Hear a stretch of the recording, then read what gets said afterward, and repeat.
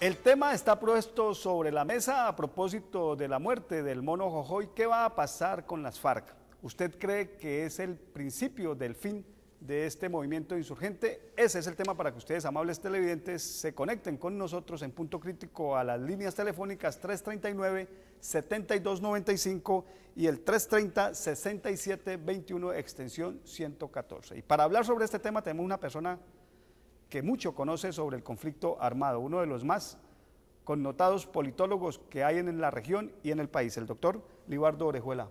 Doctor Libardo Orejuela, buenas noches.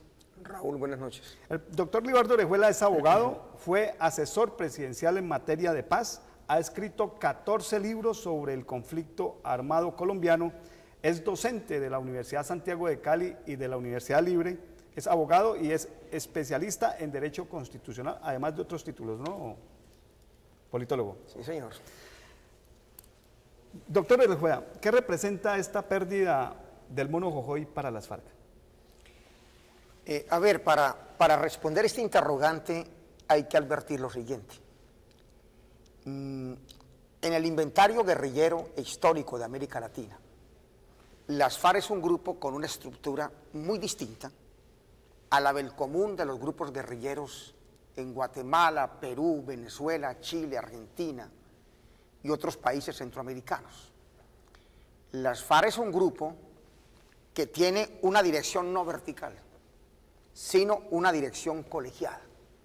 Su dirección colegiada tiene dos instancias, un Estado Mayor y por encima del Estado Mayor, como una especie de comité ejecutivo central, tiene un secretariado de 7 miembros.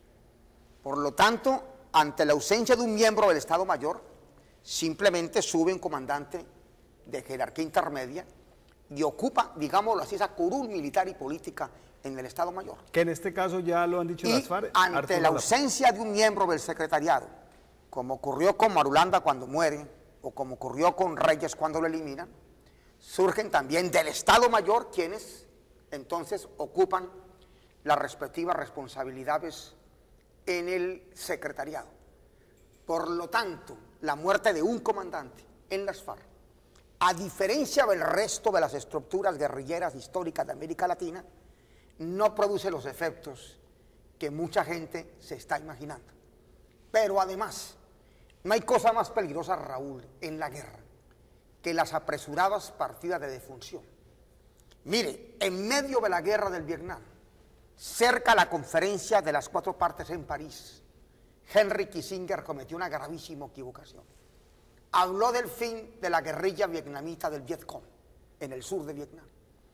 Y a las 3 o 4 semanas comenzó la ofensiva militar más grande en Vietnam del Sur, que además condujo a la retirada de los 50.000 soldados norteamericanos y al fin de la guerra en esta parte de Indochina. Y en Colombia, recuerde, Raúl, hubo una operación llamada la Operación Anorí, donde prácticamente quedó liquidado el Ejército de Liberación Nacional. Fueron muertos en ese combate, en esa batalla, en esa operación, 2 de los hermanos Vázquez Castaño. Los 4 eran prácticamente la familia que conducía el ELN y huyeron, se salvaron de la operación unos 15 guerrilleros.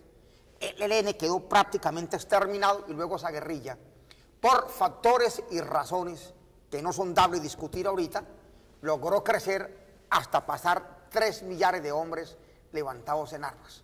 De modo que no hay que ser excesivo triunfalista en esto, porque la guerra de guerrillas obedece a otros factores, tiene otras leyes y tiene otros componentes. Y las FARC, que nunca ha hecho guerra de posiciones, porque la guerra de posiciones es intentar tomarse a Cali, o a Medellín, o a Barranquilla, o a Bogotá, pero sí estaba haciendo guerras de movimientos, que fue la toma de Pitú, Patascoy, Miraflores y el Caguán.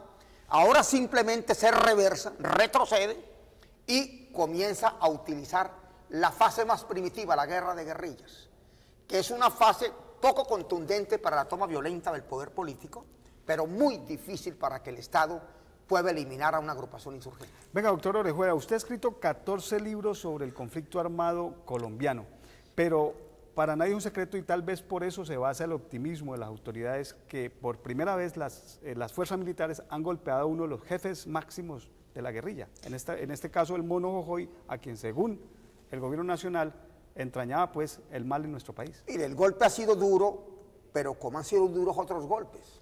Es que el golpe de Raúl Reyes es un golpe contundente. Pero la diferencia es que el golpe de Raúl Reyes se dan... Pero es que el golpe de Raúl Reyes es matar al hombre que, digámoslo así, tenía la responsabilidad de los vínculos diplomáticos, consulares, entre comillas, e internacionales de las FARC. Que eso es muy importante, porque es el espacio exterior donde una guerrilla puede sobrevivir o puede estar ahogada. Segundo, el golpe contra Simón Trinidad, que era un verdadero ideólogo. Es otro golpe fuerte que se le ha hecho a las FARC. Y ahora viene el golpe contra Jojoy. Pero ha habido una lectura muy equivocada. Primero, decir que Jojoy era el jefe del ala militar de las FARC.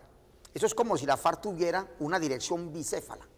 Tuviera un ala militar y un ala política.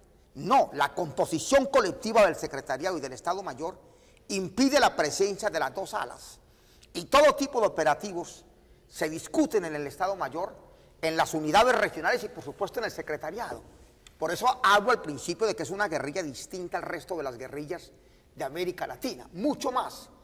El bloque oriental, por los golpes que el Estado colombiano le ha dado en los últimos meses o en los últimos años, el bloque oriental me parece a mí que tenía menos actividad militar ofensiva que el bloque occidental. Usted ve que casi que el peso de la guerra ofensiva de las FARC ha estado sobre Nariño, ha estado sobre el Cauca, ha estado sobre Putumayo en disputa con la SAUC y ha estado sobre una zona norteña del Valle del Cauca y aún sobre Chocó. Es decir, donde obra el otro bloque, digámoslo así, el bloque occidental de las FARC. Entonces, para resumir, es un golpe contundente, pero no nos permite decir que hay una partida de defunción. Ese triunfalismo es lo más peligroso que un adversario en confrontación militar y política puede ejercer en medio de cualquier tipo de guerra, sea guerra regular o sea guerra irregular. Pero ese triunfalismo políticamente sirve, ¿no? Sirve en la medida en que se producen efectos psicológicos y emocionales. Por ejemplo, puede producirse una erupción mayor de desmovilizados de las FARC hacia la vida del Estado colombiano, porque de todas maneras los soldados rasos, sean soldados de un ejército legal del Estado o soldados de un grupo subversivo, construyen mitos sobre algunos comandantes. Y esos mitos arrastran con un peso emocional muy positivo en la guerra. Y cuando esos mitos se eliminan o se desvertebran o se golpean, por supuesto, eso produce efectos psicológicos que golpean de una manera muy fuerte el conjunto de la organización armada. ¿Qué le ha permitido a las fuerzas militares propiciar estos golpes contra las FARC, politólogo?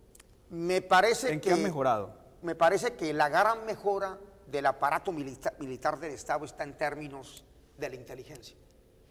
La usada para mal, como las chuzadas telefónicas a los magistrados de las altas cortes y otras personas, y la usada para bien, para penetrar e infiltrar los grupos que le son adversarios en el campo estrictamente ilegal y en el campo específicamente militar.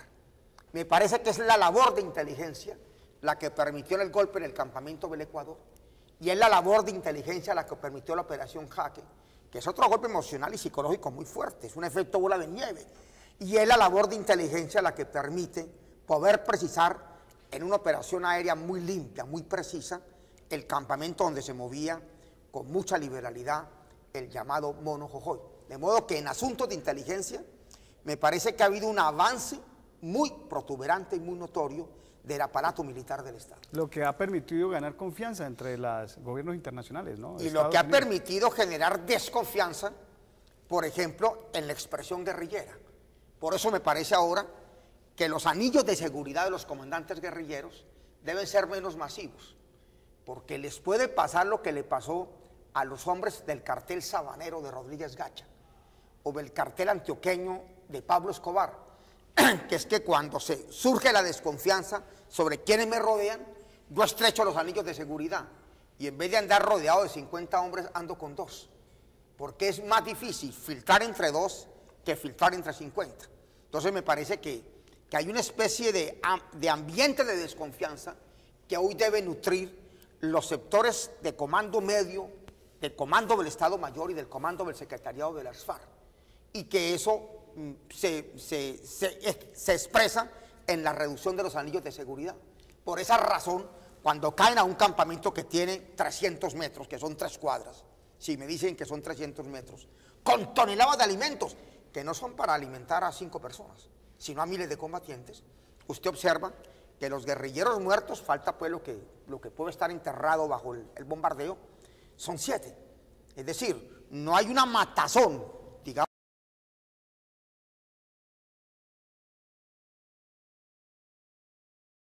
así de 150 guerrilleros cuando caen sobre ellos 400 bombas racimos y otras cosas, porque creo que los anillos de seguridad se han ido cerrando a raíz de que hay mucha desconfianza que pudiera convertirse en paranoia, ¿no? Es decir, cualquiera me puede a mí denunciar porque hay unas ofertas del Estado colombiano al estilo del viejo oeste norteamericano.